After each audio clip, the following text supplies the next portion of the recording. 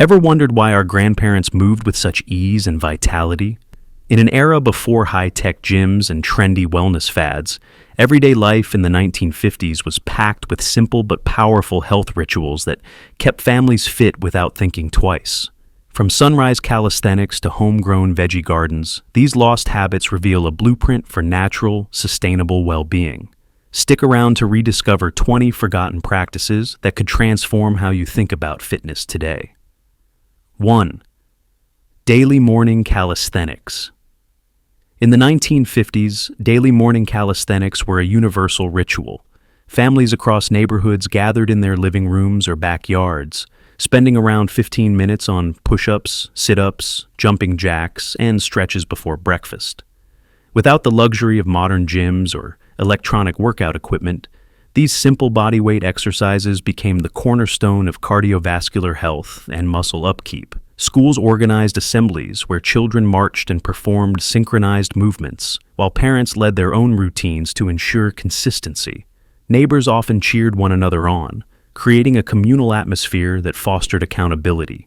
Today, this grassroots approach to fitness has largely vanished, replaced by specialized gyms and expensive memberships.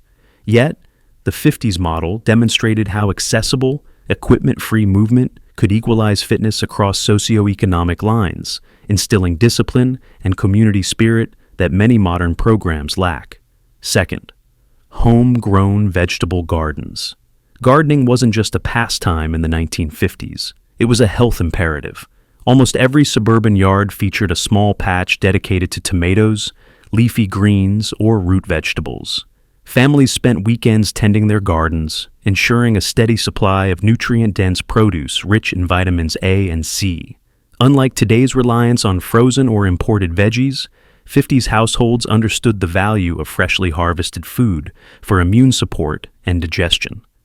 Children learned early to appreciate seasonal cycles and the labor required to nurture plants, fostering a deeper connection to their meals. This hands-on approach provided light physical activity and stress relief. Over time, convenience culture sidelined these gardens, favoring supermarket produce with longer shelf lives. Rediscovering homegrown vegetables could reintroduce a source of unprocessed nutrients and outdoor movement that modern diets often neglect. 3. Walking to school and work. During the 1950s, walking was embedded in daily life rather than viewed as planned exercise. Most children strolled or biked to school, covering distances that burned calories and strengthened leg muscles before classes even began. Adults often walked a mile or more to public transit hubs or local grocers, incorporating low-intensity cardio naturally into routines. Sidewalks bustled with neighbors exchanging morning greetings, creating a social impetus to stay active. In contrast, today's reliance on cars and buses has replaced many short trips, reducing incidental movement drastically. People no longer walk if they can drive. Reviving the habit of walking for errands or commutes would not only improve cardiovascular health, but also foster community interaction and mental clarity, echoing the organic fitness environment of the 50s. Fourth, structured schoolyard play. Unlike modern recess periods dominated by digital screens or structured sports, 1950s schoolyard play blended unstructured creativity with mild athleticism. Children organized games like hopscotch, foursquare, and tag, which demanded bursts of sprinting, jumping, and dodging. Teachers often participated or refereed, ensuring safety while encouraging spontaneity. These activities honed coordination, balance, and social skills, without formal training or adult intervention. Because safety concerns were lower, they lived in close-knit communities.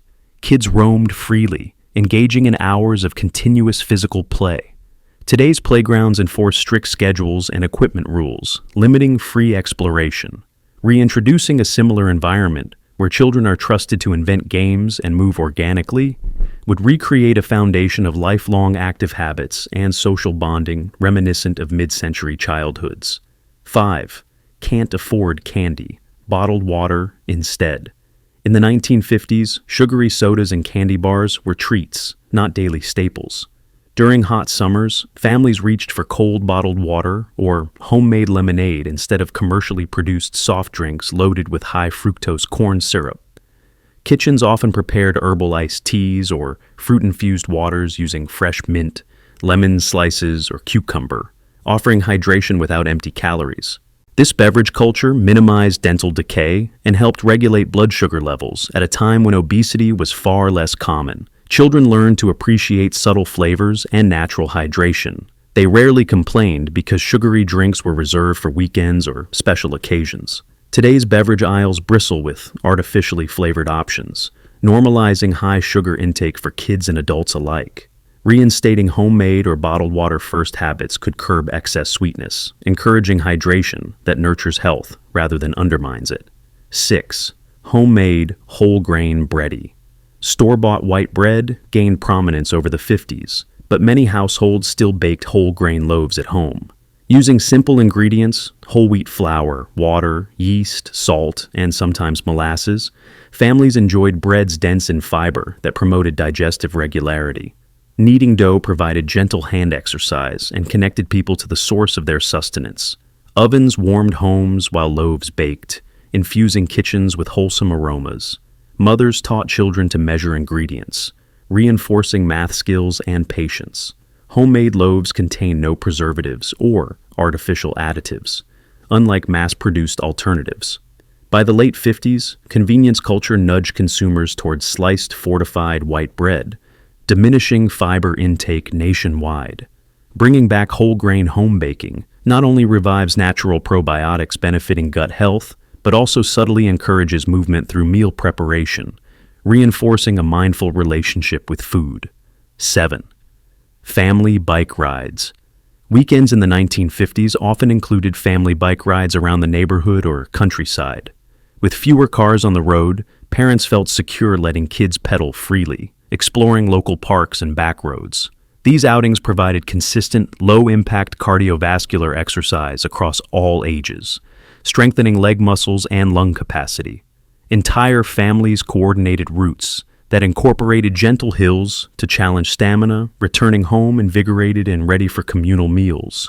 Bicycle maintenance, cleaning chains, adjusting tires, taught responsibility and offered additional physical labor. Today, bike lanes remain scarce in many regions, and families seldom cycle together due to safety concerns and busy schedules. Reinstating weekly bike adventures could recreate the social cohesion and steady calorie burn that characterized 50s life, building both physical resilience and cherished memories in a technology-free environment. 8. Gardening as strength training. Beyond vegetable plots, ornamental gardening dominated many 1950s yards, tilling soil, planting perennials, weeding flower beds, and hauling watering cans demanded consistent bending, lifting, and carrying, effectively functioning as full-body strength workouts. Women in particular balanced household chores with 5 to 6 hours of weekly yard maintenance, improving posture and muscle tone without thinking of it as exercise. The pride of a well-manicured lawn incentivized regular labor. Men often mowed grass using push-reel mowers, which engaged calves and quads significantly more than motorized versions. Today's landscaping tools minimize physical exertion, and ornamental gardening has declined as lawn care services grew. Encouraging homeowners to manually tend to their gardens would revive a form of functional strength training, enhancing mobility and endurance, while fostering environmental stewardship reminiscent of mid-century suburban life. 9. Manual housekeeping chores. In the absence of robot vacuums and automated dishwashers, 1950s homeowners tackled housekeeping manually. Sweeping wooden floors, scrubbing bathtub tiles with abrasive brushes, and washing dishes by hand demanded sustained upper body and core engagement. Vacuum cleaners, when present, were bulky and lacked attachments, requiring multiple passes to clean carpets thoroughly, burning extra calories in the process. Women spent 2 to 3 hours daily maintaining home cleanliness, often cradling infants or lifting laundry baskets simultaneously. This continuous varied movement served as a de facto full-body workout. Modern conveniences have relegated many chores to machines, reducing incidental exercise considerably. Reintroducing manual cleaning techniques, even 1 day a week, could generate meaningful muscle activation, reminding homeowners that daily tasks can double as effective accessible fitness routines. 10th, daily afternoon, walk after lunch. Post-lunch siestas weren't common in the U.S., but 1950s families often enjoyed a leisurely walk after midday meals. Whether strolling to pick up the paper or cutting through local parks, this brief postprandial movement aided digestion and prevented sluggishness. Adults dressed in work attire still removed jackets to cool off, savoring conversation with spouses or neighbors met along the way. Children joined to collect dandelions or chase after neighborhood cats, blending play with purposeful activity. This habit burned off post-meal glucose spikes, helping maintain stable blood sugar levels. In contrast, modern schedules promote immediate return to sedentary work or school, increasing the risk of digestive discomfort and insulin resistance. Reviving a 15-minute walk ritual after eating would honor a simple rhythm of the 50s. Eat mindfully, then move deliberately to support metabolic health. 11th, handheld ice packs for swelling. Before chemically advanced sports gels, 1950s athletes and homemakers relied on homemade ice packs to reduce swelling after injuries. Old sugar cans or metal bowls filled with ice cubes were wrapped in cloth and pressed against sprains or bumps. The manual preparation required breaking ice, filling containers, and securing towels, engaging hands and arms in simple tasks. This tactile interaction fostered mindfulness about body signals, prompting immediate attention to injuries rather than ignoring soreness. Families kept ice trays in kitchen freezers and frequently used them after weekend baseball games or gardening mishaps. Such proactive cold therapy minimized inflammation without relying on over-the-counter pharmaceuticals. Nowadays, disposable gel packs and painkillers dominate, often masking underlying issues. Reintroducing homemade ice packs cultivates resourcefulness and respect for one's body, reinforcing a 50s ethos of self-reliance and DIY wellness. 12th, wood-fired saunas in backyards. In rural and suburban areas, backyard wood-fired saunas were surprisingly common among health-conscious families. Constructed from cedar or pine planks, these saunas heated gradually over a wood stove, requiring individuals to chop wood, stoke fires, and monitor temperatures. Once at the right heat, family members spent 10 to 15 minutes inside, sweating out toxins and relaxing muscles after manual daytime work. The ritual involved alternating between hot sessions and cold outdoor dips, stimulating circulation and reinforcing mental toughness. These sessions also served as social gatherings, where neighbors compared gardening tips or discussed local events. As electricity and gas heaters became widespread, the labor-intensive wood-fired models fell out of favor. Restoring backyard saunas, hand-built and fueled by renewable wood, could revive a profound mind-body practice, delivering cardiovascular benefits and stress relief without modern machinery. 13. Homemade fruit, preserves for natural sweeteners. Instead of refined sugar or corn syrup, households in the 1950s crafted fruit preserves as natural sweeteners for toast, pancakes, and mixing into oatmeal. Using seasonal fruits like strawberries, raspberries, and peaches, families boiled berries with minimal added sugar, producing jams rich in fiber and antioxidants. The process involved washing fruit, crushing it by hand or with mortar and pestle, and stirring large pots over wood or gas stoves for hours, providing upper body engagement and sensory immersion.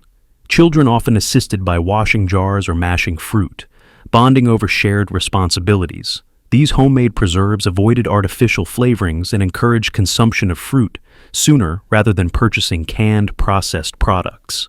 Today, store-bought spreads are laden with high fructose additives. Reawakening the habit of weekly preserve making reconnects people with seasonal produce and adds subtle fiber to the diet, honoring 50s traditions of culinary craftsmanship. 14th, seasonal fruit, pick and eat. Philosophy. Beyond preserves, 1950s families championed a pick-and-eat approach to seasonal fruits. Summer peaches, autumn apples, and spring strawberries were often eaten directly from backyard trees or local orchards. Kids learned to gauge ripeness by smell and texture, developing discerning palates early. This practice eliminated long storage times that degrade vitamin C and other phytonutrients. Nature's built-in snack bar reduced reliance on packaged or processed treats. Picking fruit required bending, reaching, and sometimes balancing on ladders. Incidental exercise that strengthened core muscles. Grandma's advice, eat it fast while it's still fresh, reinforced an appreciation for impermanence and seasonal eating. Modern global supply chains make many fruits available year-round, but at the cost of nutrient decline and detachment from natural cycles. Reviving this 50s philosophy fosters mindfulness about eating locally, boosting fiber and vitamin intake while subtly encouraging movement. 15th Community Baseball and Softball Leagues. Neighborhood organized baseball and softball games flourished in the 1950s, drawing adults and kids alike. Sunday afternoons often featured friendly matches on local diamonds, with minimal protective gear and many participants wearing everyday clothes. These games required players to run bases, catch fly balls, and throw strikes, delivering dynamic, varied cardiovascular exercise. Coaching was informal, with older siblings teaching younger ones, fostering intergenerational bonds and impromptu mentorship. The physical activity extended beyond a couple of innings. Players practiced fielding grounders at home, pitching stones at cans, or using handmade bats to simulate swings. Spectators cheering neighbors counted as moral support, turning exercise into a community event. As organized youth sports became more specialized and safety-driven, these casual neighborhood leagues disappeared. Restoring local, low-cost baseball games could recapture inclusive exercise that promotes agility, teamwork, and social cohesion, key tenets of 1950s fitness culture. 16th Sunday, family hikes. Sundays in the 1950s often meant boots over dress shoes, strapped on for family hikes through nearby woodlands or hills. With gas rationing still fresh in memory, families embraced natural escapes accessible by car or bus. Hiking combined steady walking at varying inclines with digging through trail detritus for interesting rocks or plants, subtly engaging multiple muscle groups. Parents packed simple lunches in thermoses, sandwiches on whole grain bread and freshly squeezed juice, fueling energy without processed sugars. Children leaped across creeks or climbed fallen logs, honing coordination and bravery under watchful parental eyes. Community-led Boy Scout or church-sponsored outings amplified the social aspect, encouraging regular participation. Today's busy schedules and screen-based entertainments curtail spontaneous outdoor adventures. Reinstituting once-a-week family hikes would reintroduce low-impact cardiovascular exercise, cultural bonding, and nature literacy, mirroring the 50s ideal of balanced mind-body wellness. 17th, sun-drenched breakfast patios. Before the proliferation of tinted glass windows and air-conditioned interiors, many 1950s homes featured breakfast patios or sun porches where families congregated at dawn. These spaces invited gentle morning sun exposure, essential for vitamin D synthesis, while promoting wakefulness through circadian alignment. Family members often performed light stretching routines or seated slow leg lifts before enjoying oatmeal and fresh fruit. The act of walking onto the patio barefoot strengthened foot arches and improved proprioception. Ambiance included chirping birds and dew-kissed grass underfoot, connecting eaters with natural rhythms. Patio construction used pervious materials, allowing airflow rather than sealed environments, subtly acclimating residents to ambient temperatures. Modern indoor-centric lifestyles inhibit natural light exposure and incidental movement. Reviving breakfast patios, or simply sitting at open windows, could bolster vitamin D levels and encourage 1950s-era morning rituals that blend nutrition, movement, and environmental immersion. 18. Homemade breakfasts of protein and fiber. Cereal boxes and instant oatmeal were less prevalent. Instead, families in the 1950s prioritized homemade breakfasts featuring eggs, whole grain toast, and fresh fruit. Eggs provided affordable, complete protein rich in choline, supporting cognitive function, while whole grains offered sustained energy and dietary fiber. Mothers whisked eggs by hand, flipping them skillfully, hand motions that quietly worked forearms. Toast was sliced from fresh loaves, applied with measured pats of butter or homemade preserves. Fruit slices added natural sweetness and micronutrients. Children learned to chew thoroughly and eat mindfully, recognizing satiety cues earlier. Comparatively, today's breakfast options skew toward packaged pastries and sugar-laden cereals that spike blood glucose. Re-embracing 1950s, breakfast paradigms would stabilize morning energy levels, foster digestive health, and provide subtle physical engagement through food preparation, forging a robust foundation for daily activities. 19. Homemade dairy products. Milking cows at home or purchasing fresh milk from nearby dairy farms allowed 1950s families to consume unpasteurized or minimally processed dairy. Many households churned butter manually, agitating cream in wooden churns until solids separated, which required sustained arm rotations and grip strength. Children often watched in fascination as buttermilk drained away and golden butter massed under their own motions. Homemade yogurt and cheese featured extensive straining and pressing, activities that demanded both patience and gentle muscle work. These dairy products retained beneficial probiotics and healthy fats typically removed or altered in commercial versions. Consuming fresh, locally sourced dairy supported calcium intake for bone health without added preservatives. Today's convenience-driven culture relies on supermarket supplies, disconnecting people from lactation processes. Reviving manual butter churning or cottage cheese straining not only enhances food quality, but also provides functional movement and educates on nutrient provenance. 20. After dinner, family stretch and chat. After dinner, 1950s families often remained at the dinner table for a brief stretching session, followed by relaxed conversation. Parents would stand up, extend arms over heads, or lean side to side to relieve daytime tension before clearing dishes. Children imitated these simple stretches, promoting spinal mobility and mitigating postprandial stiffness. The act of standing together facilitated open dialogue about the day's events, creating emotional bonding while promoting gentle movement. Once stretching concluded, everyone pitched in to wash pots and pans, rinsing dishes in basins of warm water and soap, a chore requiring wrist flexion and upper body engagement. This communal cleanup extended digestion gently, delaying sedentary relaxation. In modern homes, after-dinner TV or devices often replace movement, leading to quicker transitions to couches. Rekindling this 50s habit blends social connection with subtle physical activation, reinforcing a holistic approach to nightly health and family cohesion.